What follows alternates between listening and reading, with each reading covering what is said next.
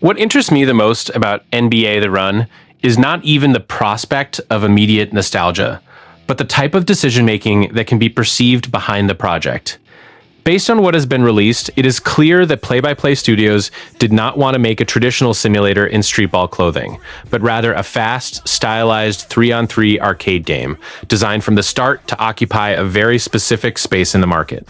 To me, this is a sign of a development process that is more deliberate than it appears at first glance. Instead of trying to compete for attention with basketball giants in every aspect all at once, the game was presented as a more direct experience, focusing on pacing, quick reads, and its own visual identity, which usually indicates a team that understood early on where it could truly differentiate itself. Another detail that significantly changes how the project is viewed is knowing that it reportedly started as an independent street basketball concept with original characters, before gaining the backing of the NBA license. When I see this, my impression is that the creative foundation of the game came before the commercial storefront, and that tends to be more interesting than those projects that are born entirely around a brand.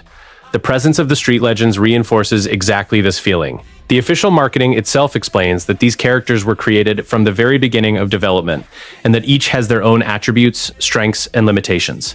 So I do not see NBA The Run as a product assembled just to use famous athletes, but as a game trying to build its own roster and signature within this universe. The testing schedule also speaks volumes about the current stage of development. First came a closed beta on Steam in May, followed by an open beta at the end of the month for PS5, Xbox Series, and PC, always very close to the scheduled launch on June 9th. This conveys the image of a studio accelerating the final validation of the game with real community feedback, especially regarding aspects as delicate as fluidity, balancing, and online responsiveness. I also notice a certain care in the way the team discussed the technical side. The mention of rollback netcode and the statement that the game should continue to evolve based on player feedback show that the studio seems to understand that a competitive multiplayer game cannot survive on a pretty trailer alone, because it depends on maintenance, fine-tuning, and a quick reading of what the community accepts or rejects. My feeling regarding the development of NBA The Run is that it looks less like a project inflated by ambition and more like a project shaped by focus. Being the first game from an independent studio formed by veterans, it gives the impression of having been built with a more modest, yet smarter goal: to execute a specific concept exceptionally well before thinking about turning into something bigger.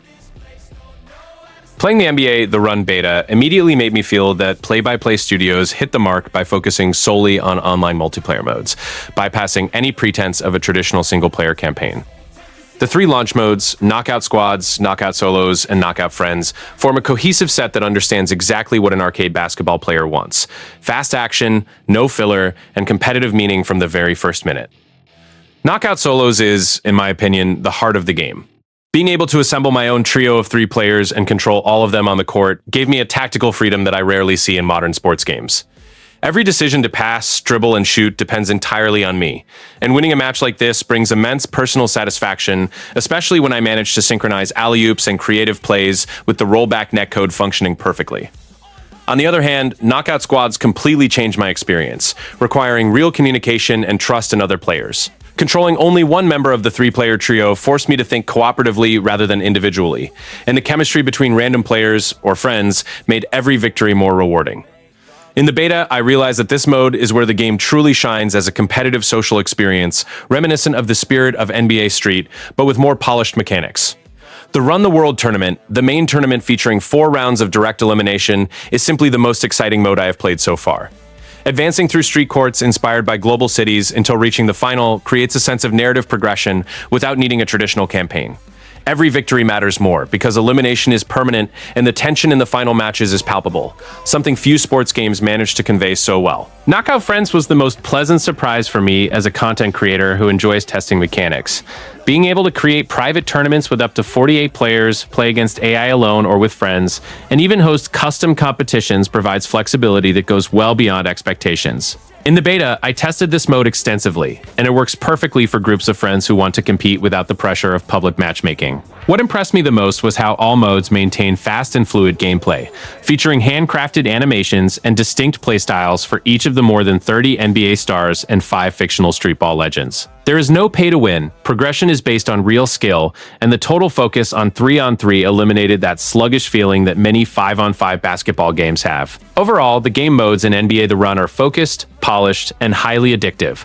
The beta showed me a game that understands early on what well-made game modes mean. The absence of a single-player campaign might initially startle some, but the quality of the 3 multiplayer modes and the main tournament completely compensate for it, creating a competitive street basketball experience that finally deserves to be called a spiritual successor to NBA Street.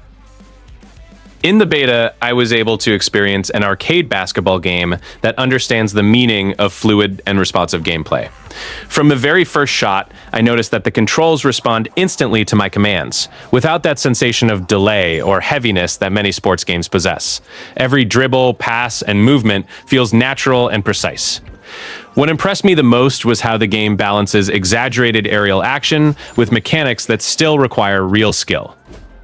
Executing a 720 degrees with Ant, pulling off a Steph Curry-style step-back three-pointer, or grabbing a rebound mid-air with Giannis flows so organically that it feels like I am actually playing street basketball, not just pressing random buttons.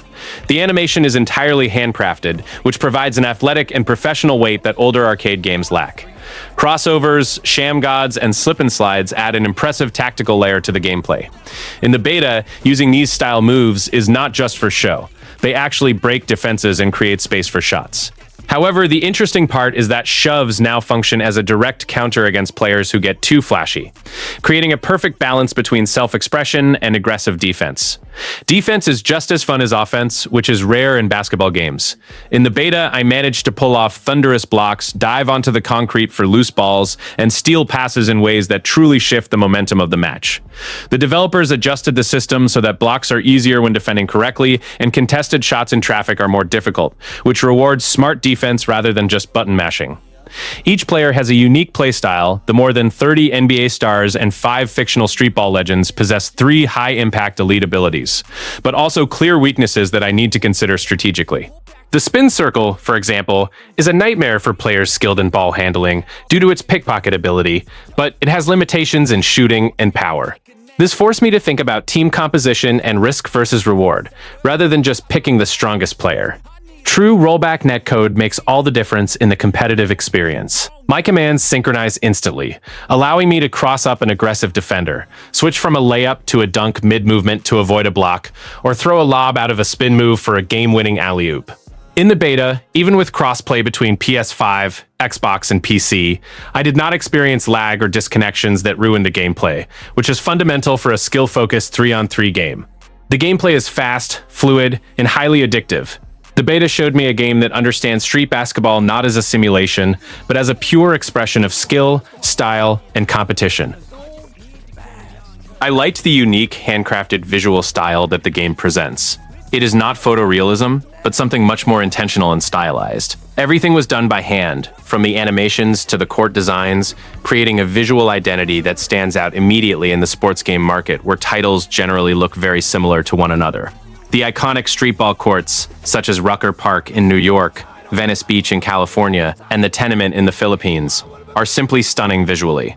Every environmental detail, from the graffiti on the walls to the worn concrete, the neon lights, and the nocturnal urban atmosphere, conveys the authenticity of street basketball culture in a way that few games achieve. In the beta, feeling like I was playing in legendary locations of streetball culture was something that truly connected me emotionally to the game. The players are highly detailed.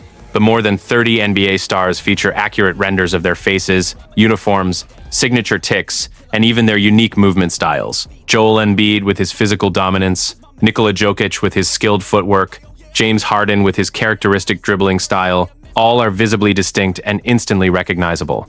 The 5 fictional streetball legends also have unique designs that perfectly capture the aesthetic of the culture. The lighting and visual effects are where the game truly shines, supporting 4K Ultra HD, ray tracing, and spatial sound on next-gen consoles. The graphics have surprising depth. When a player executes a spectacular dunk, the dust particles, the shot flare, the motion blur effect, and the dynamic shadows create a cinematic experience that elevates every major play. The entirely handcrafted animations are what impressed me the most visually. There is none of that generic motion capture feel that many sports games have.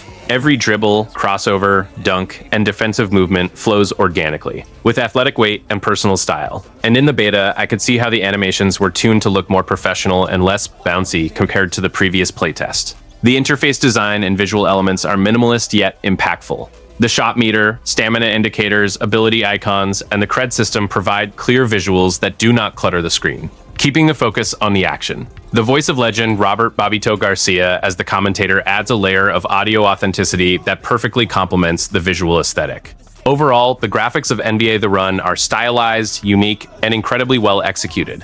The beta showed me a game that does not try to be Nike or NBA 2K, but something completely its own with a strong visual identity and personality.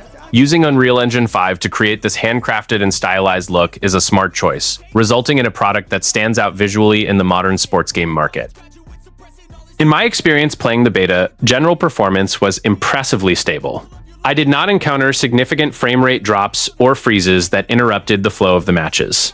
On my test PC, Ryzen 5, NVIDIA GeForce GPU, and 16GB RAM, the game ran smoothly, maintaining the fluidity that the arcade style demands, without that stuttering sensation that ruins online competitive games. Rollback netcode is, without a doubt, the technical highlight that impressed the most in the beta. Every command responds instantly without the input lag that destroys the experience in traditional sports games. In practice, this means that when I perform a crossover, change from a dunk to a layup in midair to avoid a block, or throw a lob coming out of a spin move, everything synchronizes perfectly between players, even with crossplay active between PC, PS5, and Xbox. During my beta sessions, I did not experience significant lag or connection issues, which is rare in competitive online games, especially with crossplay between different platforms. The development team at Play by Play Studios, though small, clearly prioritized online stability from the start, and this is directly reflected in the quality of the competitive experience they offer. However, I noticed that some animations still look a bit stiff.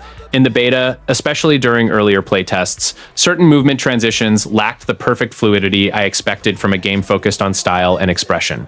The developers already communicated that they executed an animation overhaul between the first and second playtests, moving away from a bouncy feeling towards something more athletic and professional. And in recent matches, I noticed a clear improvement, though it is still not 100% polished. Optimization for consoles, PS5 and Xbox Series appears solid.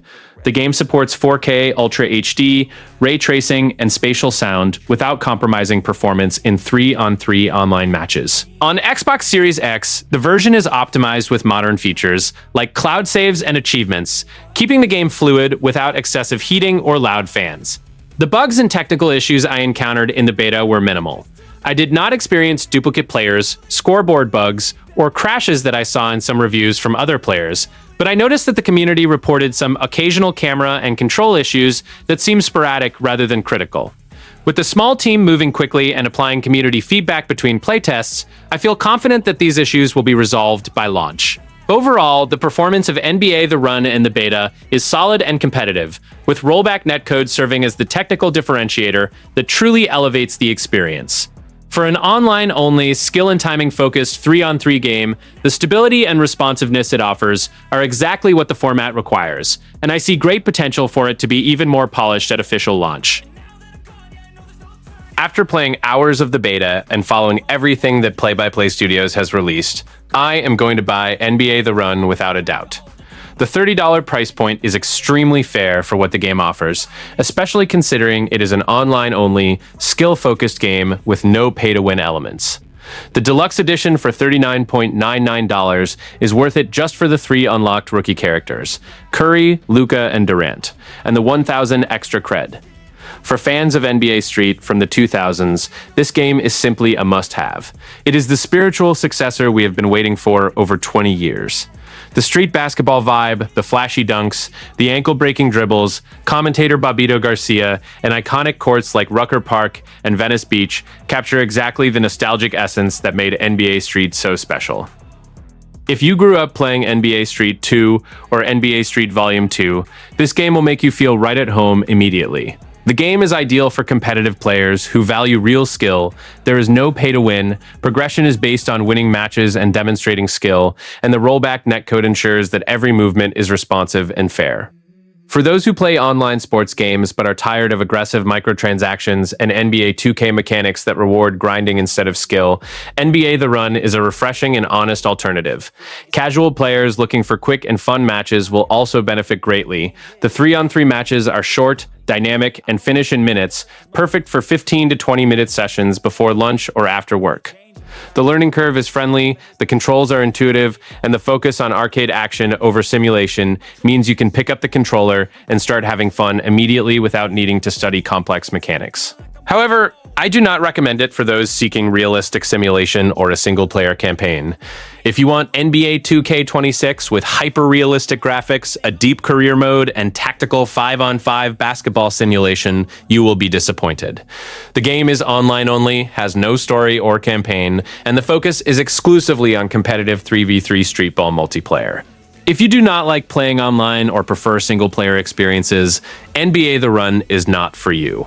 In the end, I think I will buy it at launch because the beta convinced me that the game delivers on its premise: fluid gameplay, solid netcode, unique style, a fair price, and authentic arcade fun.